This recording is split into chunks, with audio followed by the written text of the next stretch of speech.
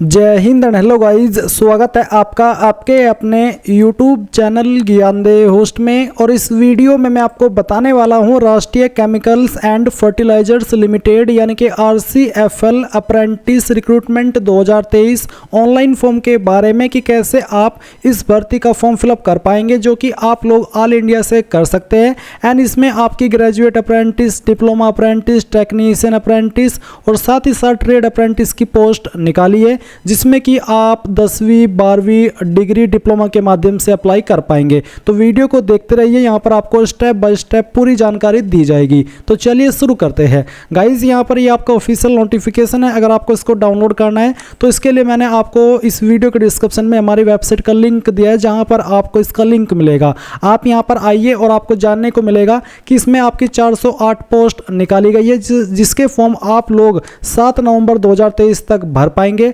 Apply करने के लिए यहाँ पर किसी भी कैटेगरी कैंडिडेट से कोई एप्लीकेशन फीस नहीं ली जा रही है। स्टाइपेंड आपको कौन सी पोस्ट पर कितना मिलेगा वो भी आप चेक कर सकते हैं।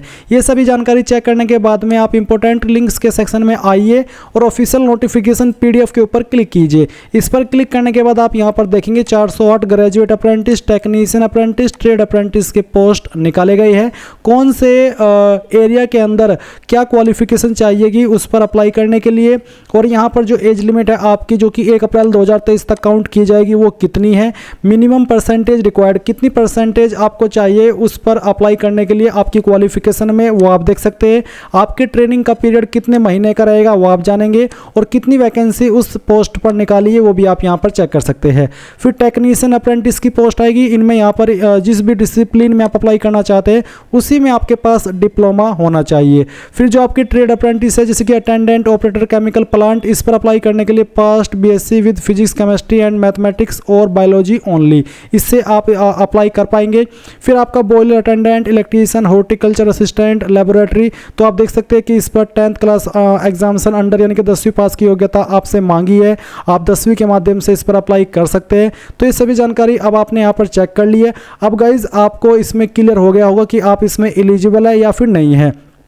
अगर आप एलिजिबल है और आपका इंटरेस्ट है फॉर्म भरने का, तो आप फॉर्म को कैसे भरेंगे वो आप यहाँ पर अब चेक कर लीजिए। तो गाइज आप यहाँ पर इंपॉर्टेंट लिंक्स के सेक्शन में अप्लाई ऑनलाइन लिंक ओपन कीजिए। आपके सामने ये वाला इंटरफेस आएगा। यहाँ पर आने के बाद में पोजीशन अप्लाइड फॉर में आपको सिलेक्ट कर लेना है कि आप इनमें से किस पोस्ट पर अप्लाई करना चाहते हैं। सभी पर अप्लाई करने का तरीका सेम है, तो जिस पर भी अप्लाई करना चाहते हैं वही आप सिलेक्ट कीजिएगा एंड देन आपको एंटर पर क्लिक करना है। एंटर पर क्लिक करने के बाद आपके सामने ये वाला इंटरफेस आएगा। अभी आप यहाँ पर ईमेल एंड पोजीशन देखेंगे तो आपको यहाँ पर आपकी ईमेल आईडी एंटर करनी है, जो कि आप यहाँ पर फिल करना चाहते हैं। इसके बाद में पर्सनल डिटेल फर्स्ट के अंदर आपको सॉल्यूशन में बताना है मिस्टर, मिसिज या फिर MS, जो भी है वो आप यहाँ पर सिलेक्ट कर लीजिए। फिर आपको यहाँ पर आपका फर्स्ट नेम एंटर करना है। अगर आपका मिडिल नेम है वो आप डालेंगे, नहीं तो आप खाली छोड़ देंगे। इसके बाद में आपको आपका लास्ट नेम एंटर करना है। डेट ऑफ बर्थ आपकी क्या है वो आप यहाँ पर कैलेंडर के ऊपर क्लिक करके भी भर सकते हैं और खुद से भी आप इसको भर सकते हैं। आपको कैसे भरनी है, पहले आपको ईयर लिखना है, फिर मंथ और फिर डे। तो जो भी आपका मंथ है, ईयर है, वो आप लिखेंगे। इसके बाद में आपको यहाँ पर आपका मंथ लिखना है और फिर यहाँ सबसे बाद में आपको आपकी डे लिखना है। तो इस फॉर्मेट में आपको आपकी DO भी यहाँ पर लिखनी होगी, जैसे कि मैंने आपको यहाँ पर फिल करके दिखाई है। फिर आप यहाँ पर आपका फादर नेम एंटर करेंगे, आपका मदर नेम एंटर करेंगे। जेंडर आपको सेलेक्ट कर लेना है, मेल, फीमेल या फिर ट्रांसजेंडर। इसके बाद में मैरिटल स्टेटस क्या है, मैरिड या सिंगल, वो आप सेलेक्ट कर लीजिए। पर्सनल डिटेल 2 में आपका जो पैन कार्ड नंबर है, जो कि आपके पास होना चाहिए, देना अनिवार्य है, वो आप यहाँ पर लिखेंगे। आपका मोबाइल नंबर आपको यहाँ पर डाल देना है। टेलीफोन अगर आपको कोई नंबर है, यानी कि जो लैंडलाइन फ़ोन है, वो अगर आपके पास है तो आप यहाँ पर वो भरेंगे, नहीं तो आप खाली छोड़ दीजिए। डोमिसाइल स्टेट, कौन सी स्टेट के आप स्थायी निवासी है वो स्टेट आपको सिलेक्ट कर लेनी है। रिलीजन आपका क्या है वो आप यहाँ पर सिलेक्ट करेंगे। कैटेगरी में आपकी जो कास्ट कैटेगरी है वो आपको सिलेक्ट कर लेनी है, जैसे कि जनरल, OBC, SC, ST, जो भी है वही आप सिलेक्ट कर लीजिएगा। इसके बाद में status only in case if OBC, अगर आप OBC है तो आपको बताना है क्रीमी लेयर हो या फिर नॉन क्रीमी लेयर। अगर आप OBC नहीं है तो फिर आपको ये ऑप्शन टिक करने की या सिलेक्ट करने की कोई आवश्यकता है नहीं। फिर आता है वेदर फिजिकली चैलेंज्ड, क्या आप विकलांग है, अगर हाँ तो यस, नहीं तो आप नो कीजिए। इसके बाद में यहाँ पर अगर आप विकलांग है तो आपको बताना होगा कि कौन सी आपको विकलांगता है, नहीं तो आप इसको ऐसे ही रहने दीजिए। फिर आप नीचे आइए और यहाँ पर जो आपका एड्रेस फॉर कोरस्पोंडेंस यानी कि जो आपका प्रेजेंट एड्रेस है वो आप यहाँ पर लाइन फर्स्ट 2 के अंदर भरेंगे। सिटी आपकी जो भी है उस सिटी का नाम आपको यहाँ पर एंटर करना है एंड देन जो आपका पिन कोड है वो आपको एंटर कर देना है। स्टेटस आपका स्टेट जो आपकी है वो आपको सिलेक्ट कर लेनी है। फिर गाइज यहाँ पर आपको बोला है कि क्या आपका परमानेंट एड्रेस और कोरस्पोंडेंस एड्रेस यानी कि प्रेजेंट एड्रेस सेम है, अगर हाँ तो आप यहाँ पर टिक कर देंगे, अगर अलग है तो अनटिक करके अलग से आप भर दीजिएगा।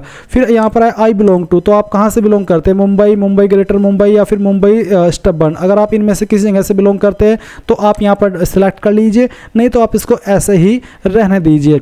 अब आती है एजुकेशन डिटेल, तो यहाँ पर आप एसएससी यानी कि 10th की इन्फॉर्मेशन भरेंगे, तो 10th आपने किस बोर्ड से किया है उस बोर्ड का नाम आप यहाँ पर यूनिवर्सिटी बोर्ड वाले सेक्शन में भरेंगे। एंड इसके बाद में आता है month and year of joining यानी कि किस महीने और किस साल के अंदर आपने 10वीं क्लास को ज्वाइन किया था, वो महीना आप सेलेक्ट कीजिए और फिर यहाँ से जो आपका ईयर है वो भी आपको सेलेक्ट कर लेना है। अगर आपको एग्जैक्ट डेट मालूम नहीं है कि किस महीने किस साल के अंदर मैंने ज्वाइन किया था तो आप यहाँ पर एक एक्सपेक्टेड डेट भी दे सकते हैं।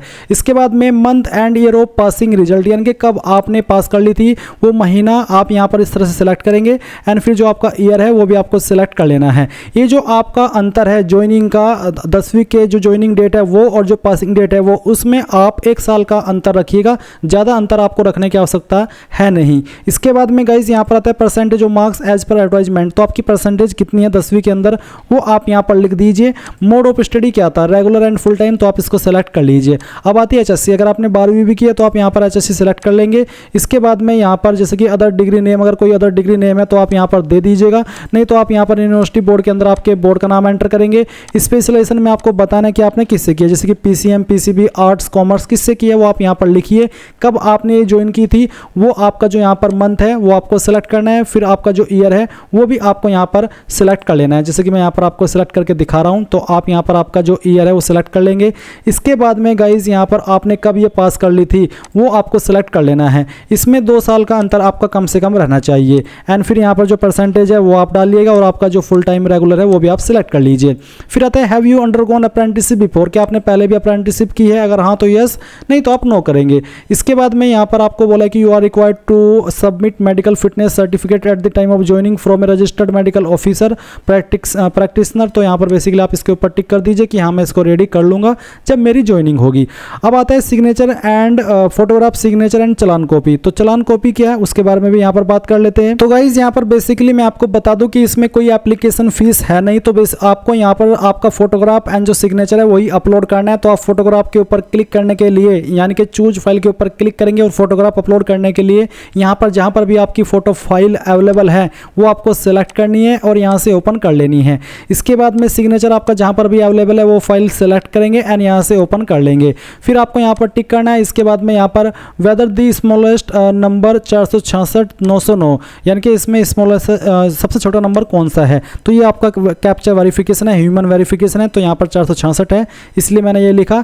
इसके बाद में आप सभी जानकारी चेक करते हुए सबमिट फॉर्म के ऊपर क्लिक कीजिए। इसके बाद में गाइज आपका फॉर्म सबमिट हो जाएगा। मैं आपको बता दूं कि अगर आप यहाँ पर मुंबई के अलावा किसी और स्टेट से है तो आपके सामने प्रॉब्लम आएगी कि आप यहाँ पर आपकी जो आई बिलोंग टू वाले सेक्शन में है कोई एक सिटी सेलेक्ट कीजिए। मैं आपको यहाँ पर ऑफिशियल नोटिफिकेशन पर लेकर के जाना चाहूँगा। इसमें वैसे तो कैंडिडेट ऑल इंडिया से अप्लाई कर सकते हैं बट यहाँ पर प्रेफरेंस उनको दी जाएगी जो कि यहाँ पर 50 किलोमीटर रेडियस के अंदर रहते हैं यानी कि लोकल रेसिडेंस हैं, तो उनको प्रेफरेंस दी जाएगी पहली। उसके बाद में अगर वहाँ से कैंडिडेट इसमें इंटरेस्टेड नहीं पाए जाते हैं तो फिर ऐसे में यहाँ पर जो अन्य कैटेगरी कैंडिडेट यहाँ पर या फिर अन्य जगह से कैंडिडेट यहाँ पर फॉर्म को भर रहे हैं उनको सेकंड प्रेफरेंस दी जाएगी। तो ऐसा नहीं है कि आप अप्लाई नहीं कर सकते, आप उसमें सेलेक्ट कर लीजिएगा मुंबई की लोकेशन ही एंड फिर उसके बाद में यहाँ पर आपको सेकंड नंबर पर प्रेफरेंस दी जाएगी। तो आपका यहाँ पर उसके बाद जैसे आप सिलेक्ट कर लेंगे आपका फॉर्म सबमिट हो जाएगा और यहाँ पर आपको क्लिक या टू प्रिंट के ऊपर क्लिक करना है एंड देन यहाँ से आपको आपका फॉर्म सेव कर लेना है। अगर आपके पास अभी प्रिंटर मौजूद नहीं है